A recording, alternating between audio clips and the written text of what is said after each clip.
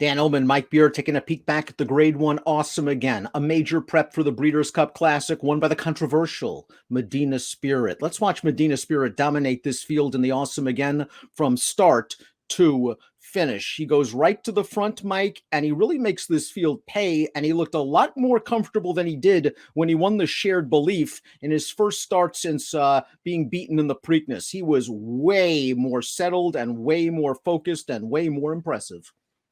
He was very impressive in here.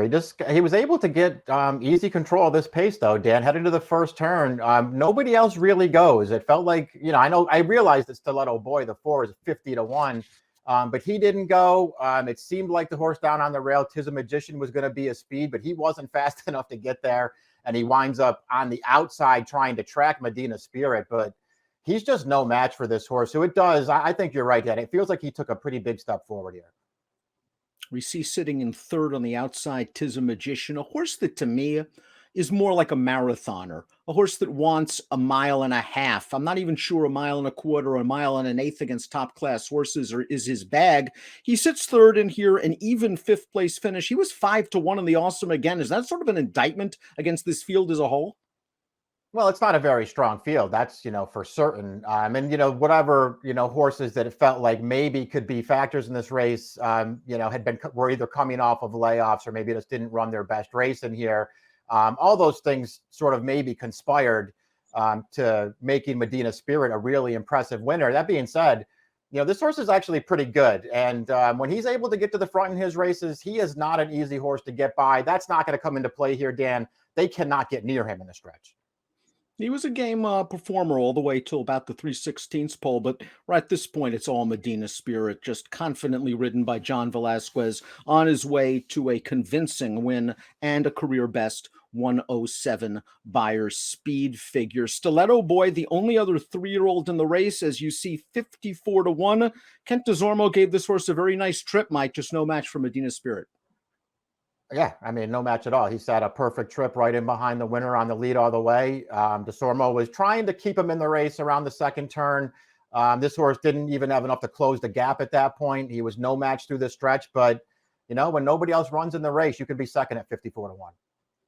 Tripoli lost ground around both turns. He made a little bit of a bid turning into the stretch. He flattened out. This is a horse that got really good at Del Mar. If you believe in horses for courses, if you believe the pace should be fast in the Breeders' Cup Classic, maybe he's kind of a long shot to consider. I think those things could possibly be true. He's certainly a horse who, has a lot to prove still, but he's a sort of a late convert over to dirt.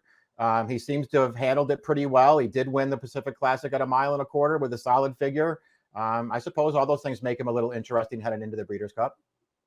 Express Train was in behind horses and in between on the back stretch. He got to the outside. He eventually finished third.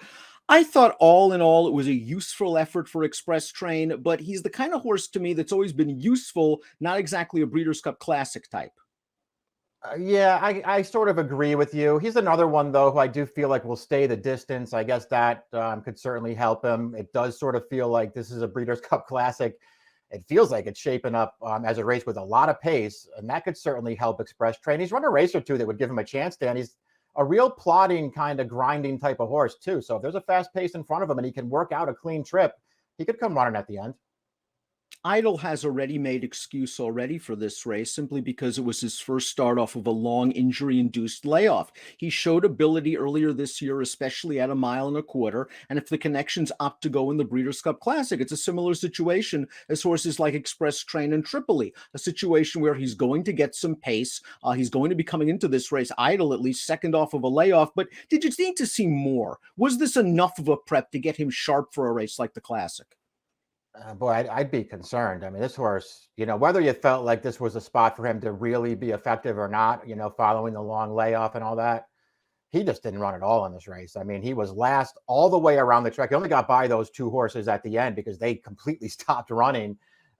He just didn't show anything at all in here. He's still lightly raced. He has some, decent back efforts that he could certainly build off of, but boy, he'd have to be an awful big price to get me interested.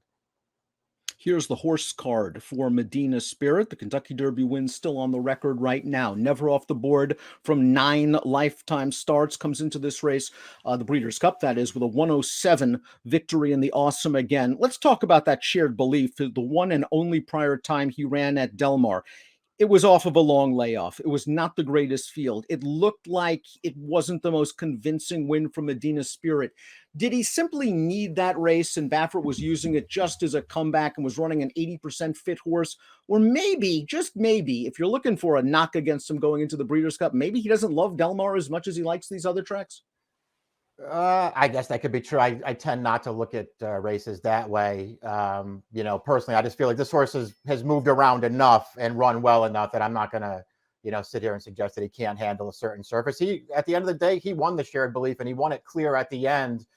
Personally, I didn't think he ran poorly at all that day. He certainly improved in this race, but I'd have no problem with the race that he ran off the layoff. Too bad.